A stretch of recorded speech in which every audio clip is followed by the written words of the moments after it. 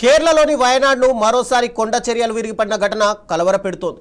ఎడతెరిపి లేకుండా కురుస్తున్న భారీ వర్షాల కారణంగా కల్లాడి టన్నెల్ వర్క్ సైట్ సమీపంలో ఒక్కసారిగా కొండ చర్యలు విరిగిపడ్డాయి. దీంతో అక్కడ పనిచేస్తున్న కార్మికులు ప్రాణాలు దక్కించుకునేందుకు పరుగులు తీశారు. అయితే కొంతమంది కార్మికులు మట్టి కింద చిక్కుకున్నట్టు సమాచారం.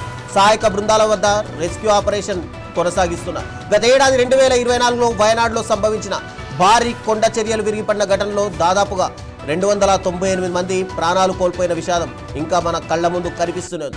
అయితే మరోసారి ప్రకృతి విపత్తు ఆ ప్రాంత ప్రజల్లో భయాందోళన రేకెత్తిస్తుంది. భారీ వర్షాల నేపథ్యంలో అధికారులు అప్రమత్తంగా ఉండాలని హెచ్చరికలు జారీ చేశారు.